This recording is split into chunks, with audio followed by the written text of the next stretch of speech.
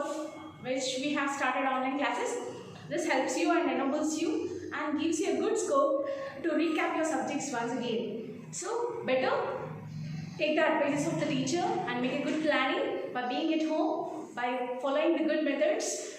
I hope you are going to utilize this class in a very fabulous way. Okay, shall we begin our class?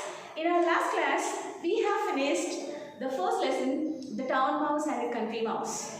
Town mouse, just I am going to give you a slight recap over the lesson. The town mouse and the country mouse is the first part which is related to Unit 1. And in that lesson, what did you learn, students? First of all, there will be a different type of culture and tradition. What type of culture in the city they used to follow, what type of culture even in the country they follow, we had learnt. And in that lesson, we had nobled with the characters of, in a way of characters of mouse. See, when the two mouses, if they interchange the places, when the country mouse comes to the town mouse goes to the country. Okay, see what type of problems, adjustment, did they adjust or else what have done? And lastly, you had learnt in the lesson. Completely, there will be a lot of variation between a country and town, right? Town people, of course, they may adjust, they may not. It depended on their circumstances and the feelings and also their adjustment methods. And whereas the town people also in the same way, when they go to the country, how can they, it may be a type of variation when the people, when they are living in a society, it depended on their method, whether they can adjust or not. But whatever, the town mouse and the country mouse lesson is going to teach us in such a way that wherever we go, first of all, wherever we may go, first we should try to understand and adjust to the surroundings. And we should keep our surroundings clean and neat. And whether they may be, we get all the comforts or not is secondary thing. But first of all, we should make everything according to our comfort, whatever it may be. This is going to learn, we had learned in a previous lesson. The town mouse and the country mouse lesson had taught us. Now, when we had finished the lesson, in your next page, you have the grammar part, students, very important one. When you come to the page number 6, and 7, I gave you the homework of that. I had given you the homework of that. And when we come to the page number 8, in the grammar part, what is grammar? What is grammar? Grammar is very important to the language. And that to English grammar is very important. For every word there will be a definition. For every word there will be a definition. In that case, even grammar also has a definition. What is grammar? The practice and learning a language with conditions. Learning a language with conditions and rules is called grammar. See here, why English is difficult. When we are talking, why we commit many mistakes. The drawback is only one. We must not amplify any impact of our mother tongue onto English. That's the only reason. Definitely there will be a lot of difference to English and to our mother tongue. We must not impact to be put it on into English. Then we will speak correctly. For that we must learn grammar. And in your Unit 1, after your first lesson, you have 2 grammar topics. And the first topic is compound words. Compound words is nothing, simple one. 2 different words. 2 different words which gives different meaning. If we put them together, it will be formed into a new word. That word we call as compound word. Let's see an example. Earth is one word. Day is one word. Actually, both are different words. If we had made them to put together, it will be formed into a new word called birthday. Okay? Birth is a different word. Day is a different word. If we put them together into form a new word, it had formed as a new word, that is birthday. Right? Now you can take many examples. Now you take class is one word. Room is one word. If we put them together, it will be formed into a new word called classroom. So compound word is nothing, 2 different words which gives different meaning. If we put them together together, it will be formed into a new word. Such words are called compound words. Easy one, easy definition. Okay, like that. If you go on writing, we'll find many words. We call them as compound words. Compound words. What are compound words? Once again, let me recap.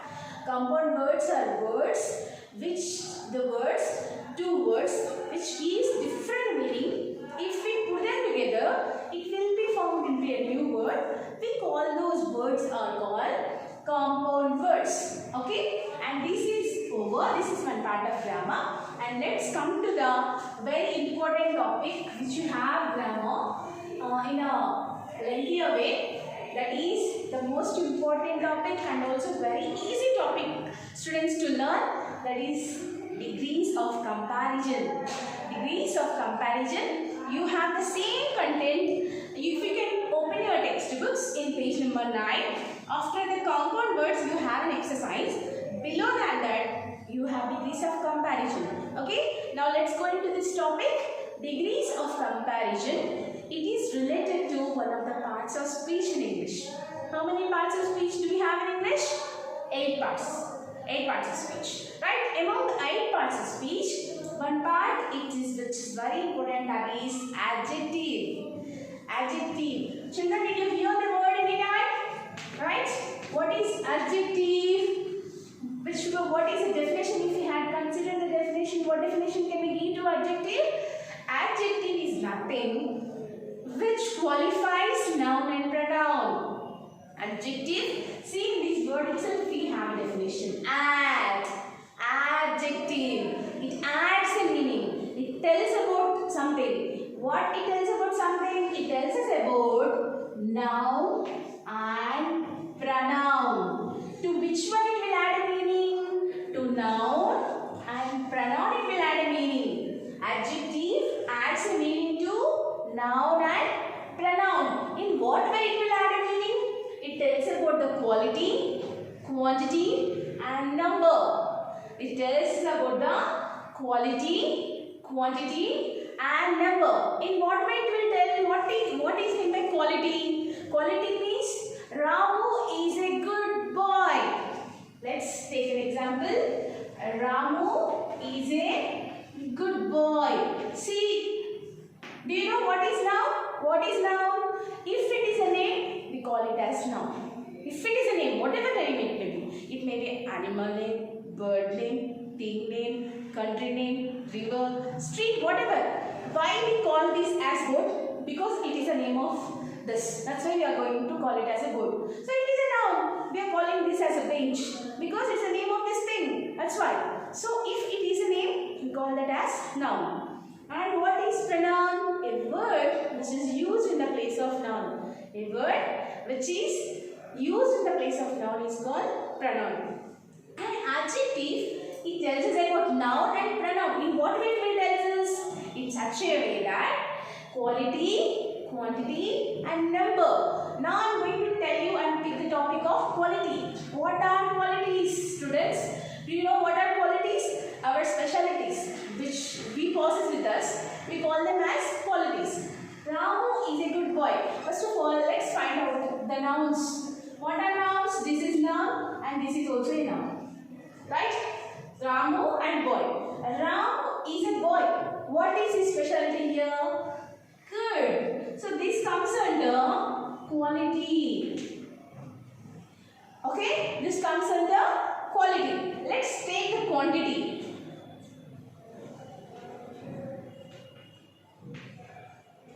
There is much water. Come on children, pick the noun in this. Do you find any word which is the name? Yes, definitely. This is a name. So it is noun. There is water. How much water? Much water. So this comes under quantity. And what is a number? There are 5 books. See what is noun in this? Books. This is noun. What adjective will tell us is? Quality, quantity, number. This is quality and this is quantity. And how many books are there here? 5 books. So this is examples have proved you what is quality, what is quantity and what is number. Quality is very easy, students. I told you those are the qualities which we, for example, good, bad, honest, beautiful, pretty. These are all qualities, students. I think you know it well. Once if we had seen a sentence, easily we will find out an idea what is an adjective. But before you find out an adjective, you must know what are nouns and pronouns. Without them, you know, it's very difficult to identify an adjective. Adjective, once again, let me take a recap of this adjective. Adjective. Adjective, it tells us about noun and pronoun. In what way it tells us about quality, quantity and number. Pronoun and noun, it tells us in such a way of three ways. Quality, quantity and number of noun and pronoun. It adds a meaning to a noun, it adds a meaning to a pronoun. Okay, now do you get an idea of quality, quantity and number? Now let me tell you what is degrees of comparison. You got it, children? Why English is difficult? Because of this reason. If you should learn degrees of comparison, first you must know what is an adjective. If you don't know what is an adjective, you did not understand, you can't understand what is degrees of comparison is. First you should know what is an adjective, then you will learn what is degrees of comparison. Without knowing adjective, you know, you can't learn degrees of comparison. That's the reason English grammar is difficult. Because to one topic, if you should learn one topic, if you want to learn one topic, there will be many topics behind that one topic. That's why, you know, it is a little bit of difficulty you will find. Okay, now to learn degrees of comparison, you got an idea what is an adjective now? Now let's go into the topic of degrees of comparison. Degrees of comparison is nothing. Same, you understood now, adjective tells us about quality, quantity and number. Comparing between or among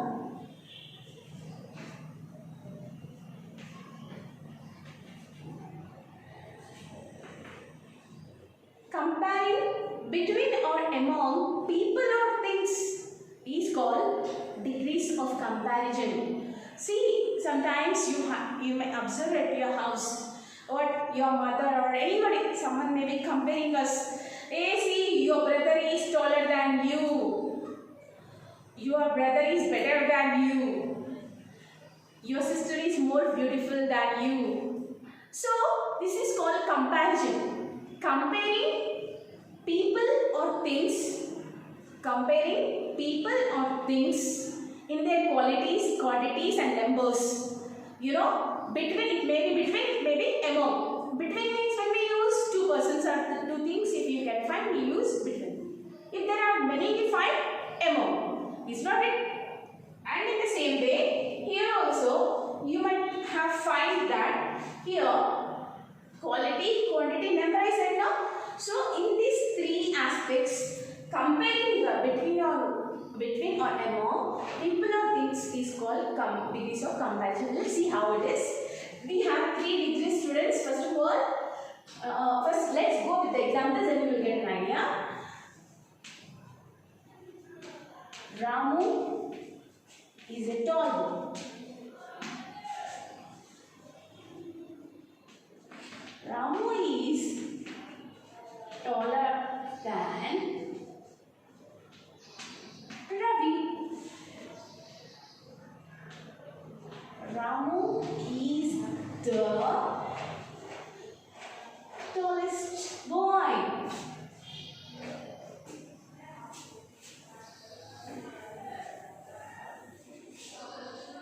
See here, these examples I'll explain you very clearly. What is degrees of comparison?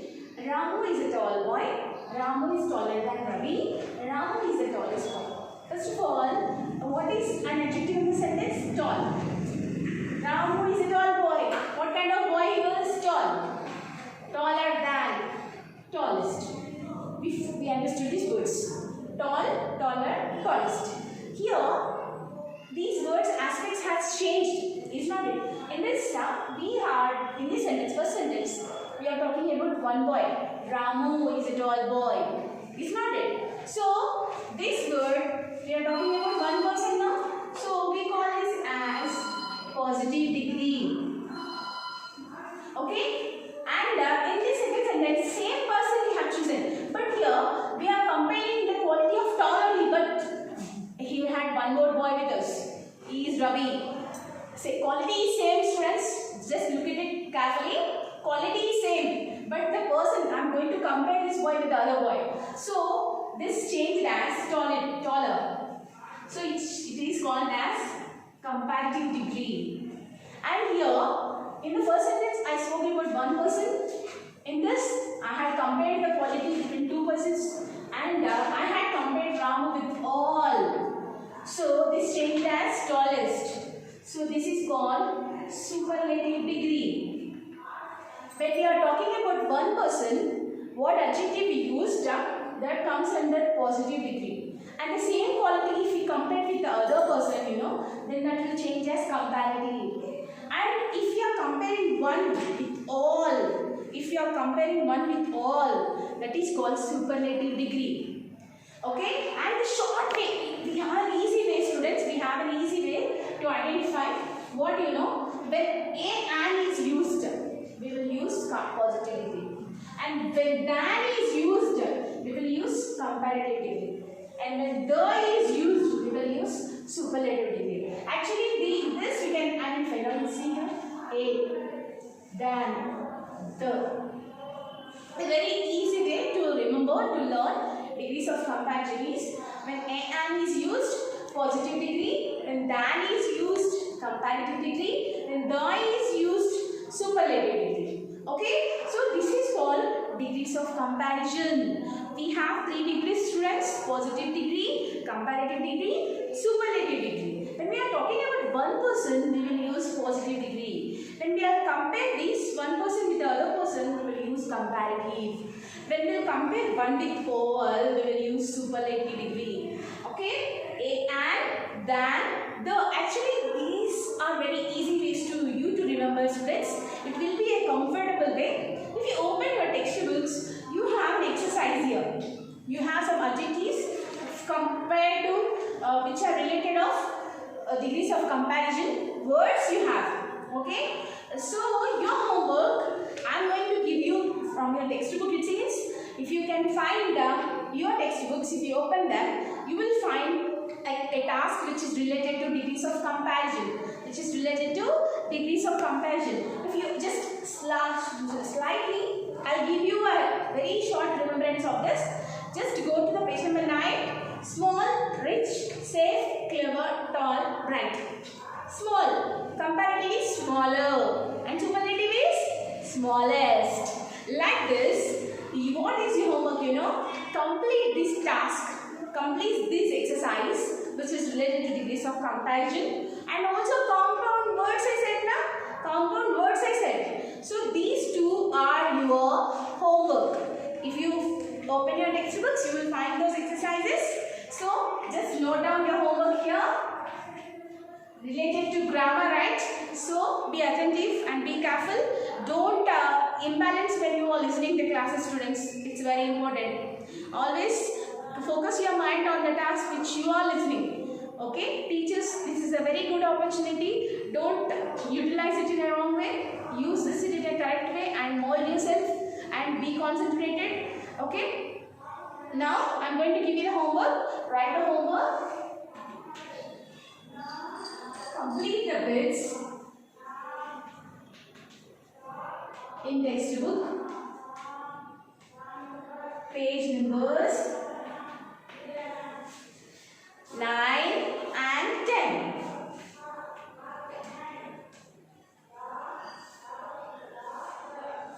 Okay, this is your task. I hope all you are going to use this as a golden opportunity, which is a very good task to you, and also which helps you to recap your lessons in a very good way, students.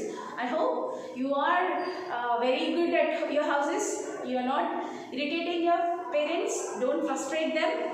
As this time is very crucial, you know that it is a very good chance. Even school has provided you with online classes. So utilize them in the right way. Okay. See here, time and tide waits for no man, and also opportunity will not come and knock us every time. When it comes, we should use it. So I hope all you are using it, and also try to bring a very good output of these online classes. Okay, children, let's meet in our next class. See you.